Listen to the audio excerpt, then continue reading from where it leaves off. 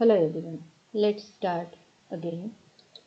Now let's find out the values for 30 degree, 60 degree, 90 degree. ह्या values आपल्याला समोर जेव्हा त्याचे हे येतील क्वेश्चन्स येतील तेव्हा आपल्याला त्या व्हॅल्यूज माहीत पाहिजे. आता समजा एखाद्या वेळी ह्या व्हॅल्यूज पाठांतर होत नसेल, ह्या आपोआप पाठांतर होतात. हे जर दोन ट्रेंगल पाठांतर केले आपोआप त्या व्हॅल्यूजसुद्धा काय होतात, पाठांतर होतात. समजा ह्या पाठांतर होत नसेल तर मग इथे चार्ट दिलेला आहे तो पाठांतर करा, किंवा मग फक्त एक 2-3 व्हॅल्यूज आहेत त्या पाठांतर करून ठेवा, येऊन जातील. परंतु हे ट्रायंगल पाठांतर करणं हे जास्त इझी जातं समोर जेव्हा ट्रिग्नॉमेट्री शिकायची असेल तेव्हा. आता बघा व्हॅल्यूज फॉर 30, 60, 90. पहिल्यांदा आपण 30 डिग्री घेऊ. 30साठी घ्यायचं आहे म्हणजे हा वाला घ्यायचा आहे, हा ट्रायंगल.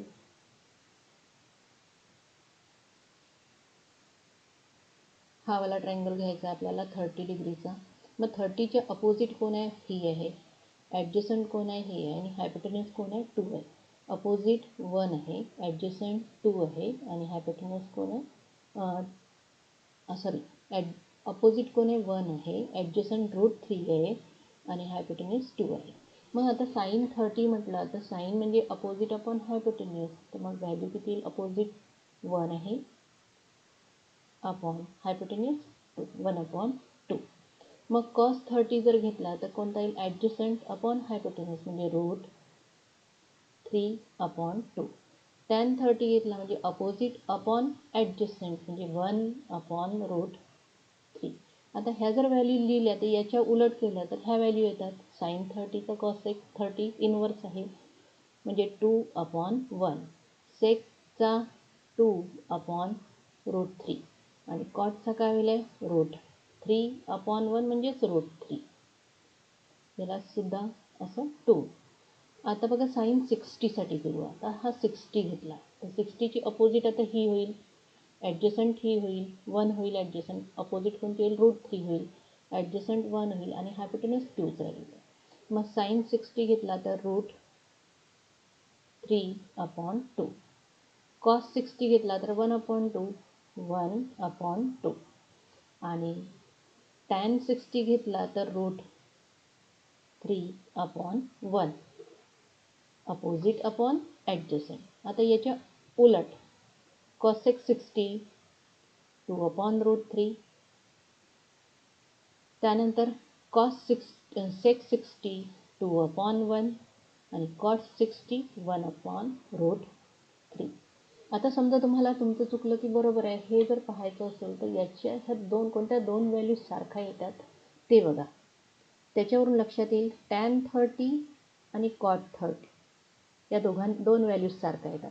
म्हणजे टॅन 30 आणि 60 हा 90चा आहे. म्हणून बघा मगाशीचा जो फॉर्म्युला घेतला होता, tan theta is equal to cot 90 minus theta, तर ह्या दोन्ही व्हॅल्यूज सारख्या येतात. पुन्हा कोणत्या दोन व्हॅल्यूज सारख्या येतात, साईन 30 कॉस 60, साईन 30 कॉस 60 ह्या दोन व्हॅल्यूज सारख्या येतात. पुन्हा कॉस 30 साईन 60 ह्या दोन व्हॅल्यूज सारख्या येतात. म्हणून हे कोणते अँगल आहे, कॉम्प्लिमेंटरी अँगल आहे. आता √3 टॅन 60 कॉट 30 ह्या दोन व्हॅल्यू सारख्या येतात. म्हणून हे जे फॉर्म्युले होते याच्या आधी घेतलेले हे साईन 30 कॉस 90 मायनस 30, म्हणजे समजा इथे साईन 30 घेतला तर याचं बरोबर काय येईल आहे, कॉस 60, किंवा कॉस 30 घेतला तर साईन 60 असा त्याचा अर्थ होतो. इथे सुद्धा सेक 30 घेतला तर कोसेक 60 होईल आणि कोसेक 30 घेतला तर सेक 60 होईल. Tan 30 is equal to cot 60, cot 30 is equal to tan 60. तर अशा पद्धतीने हे फॉर्म्युले आपल्याला इथे अप्लाय करता येतात. हे सर्व कॉम्प्लिमेंटरी अँगल्स आहेत.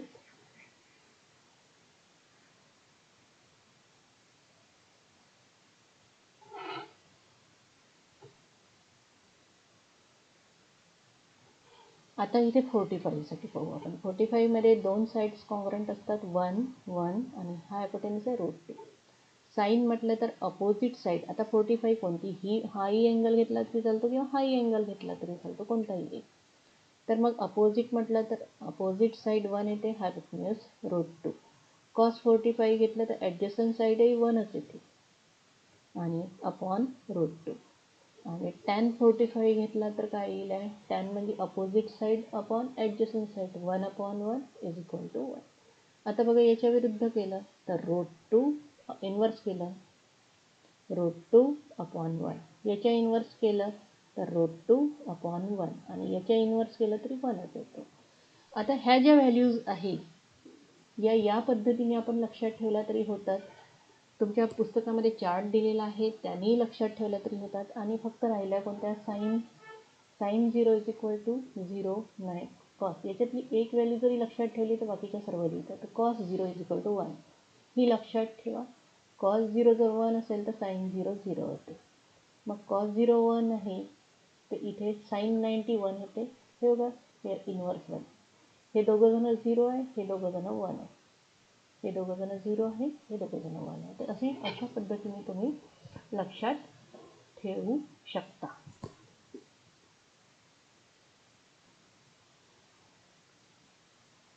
आता याच्यामध्ये साईन 0 हे थोडंसं लक्षात घ्या. साईन 0 इज इक्वल टू 0 येतो. मग याला 0/1 असं लिहू शकतो. परंतु याचं जर कोसेक घ्यायचं असेल, कोसेक 0 घ्यायचं असेल तर 1/0 होईल. आणि जेव्हा डिनॉमिनेटरमध्ये 0 येतो इट इज नॉट डिफाईन्ड राहतं. It is not defined. त्यानंतर समजा हे दिलं कॉस 90 घेतला इज इक्वल टू 0 येतो. मग सेक काय होईल आहे, सेक 90 इज इक्वल टू 1/0 होईल. आणि 1/0 सेक 90 काय येईल, नॉट डिफाईन्ड. तर म्हणून इथे बघा सेक 90 कुठे गेले, हां सेक 90 नॉट डिफाईन्ड येतं. टॅन 90 सुद्धा नॉट डिफाईन्ड येतं.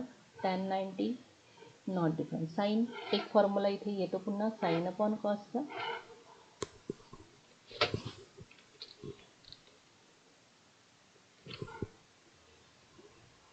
तो समोर मी घेणारच आहे. टॅन घेतला, tan theta is equal to sine theta upon cos theta हा फॉर्म्युला आहे. आता बघा टॅन 0 घेतला तर sine 0 upon cos 0. Tan 0 sine 0ची व्हॅल्यू किती आहे, 0. कॉस 0 1. आता समजा डिनॉमिनेटर इथे जर 0ला कशाने भाग दिला तरी आन्सर काय होतं, 0. पण टॅन 90 घेतला तर कसं येईल आहे, tan 90 is equal to sine 90 upon cos 90. मग आता साईन 90ची व्हॅल्यू किती आली आहे, 1. आणि कॉस 90 0 आहे. इथे डिनॉमिनेटरमध्ये 0 आला म्हणजे इथे नॉट डिफाईन्ड. तर असे तुमच्या त्या चार्टमध्ये सुद्धा नॉट डिफाईन्ड लिहिलेले आहे, कारण तिथे डिनॉमिनेटरमध्ये त्यांचं काय येतं, 0 येतं. या पद्धतीने तुम्हाला हे सोडवायचे आहे. त्यानंतरचा पोर्शन आहे ट्रिग्नोमेट्रिक आयडेंटिटीज. आता ट्रिग्नोमेट्रिक आयडेंटिटीजपैकी एक आयडेंटिटी याच्या आधी हे घ्यायच्या आधी पेज नंबर 124वर रिकाम्या जागा दिलेल्या आहे. एवढा पोर्शन झाल्यानंतर तुम्हाला ही ॲक्टिव्हिटी कंप्लीट करायची आहे. 124वर लेट्स रिकॉल म्हणून आहे आणि हे पुस्तकामध्येच तुम्हाला कंप्लीट करायचं आहे. आता बघा ट्रिग्नोमेट्रिक आयडेंटिटीज. इथे आपण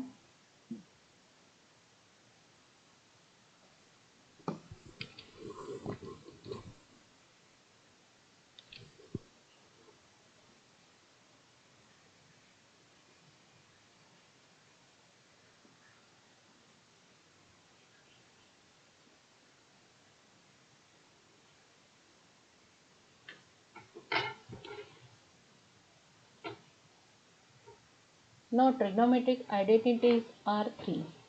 First one is sin square theta plus cos square theta is equal to 1. This one is A, B and C. This is 90 degree. First identity sin square theta, this one is theta plus cos square theta is equal to 1. दूसरी identity आहे 1 plus cot square theta is equal to cosec square theta,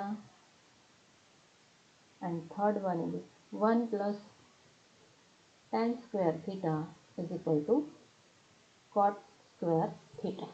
आता बघा याचं ही prove करायला येते. To prove this identity, first identity याला first म्हणते, याला second, third.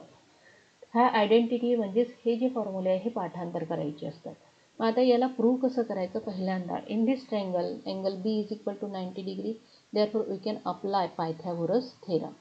Pythagoras theorem AC square is equal to AB square plus हे असं लिहिते मी,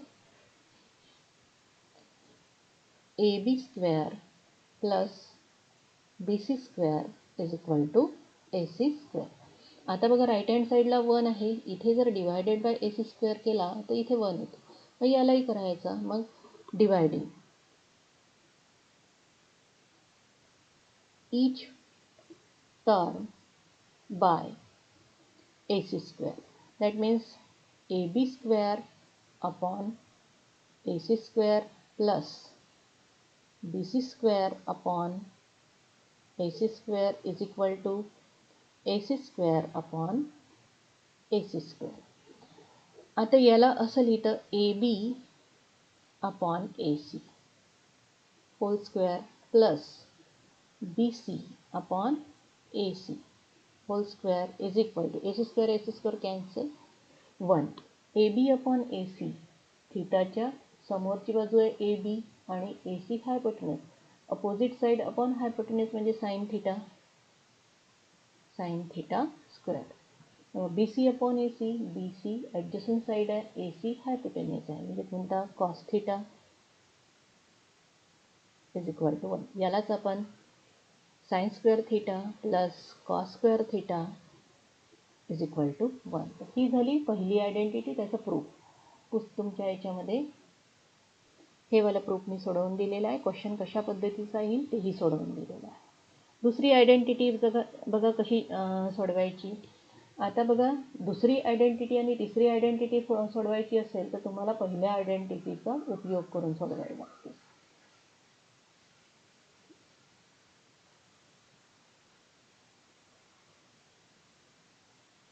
बाय युझिंग, दुसऱ्यासाठी घेऊ आपण. By using first identity, first कोणती आहे? Sine square theta plus cos square theta is equal to 1. आता बघा याच्यामध्ये पहिल्यांदा साइन स्क्वेअर थीटाला या पूर्ण याला इथे कॉसेक आहे. कॉसेक कसा तयार होतो? 1 अपॉन साइन, म्हणजे 1 अपॉन साइन आला तिथे कॉसेक येऊ शकतो. म्हणून डिवायडिंग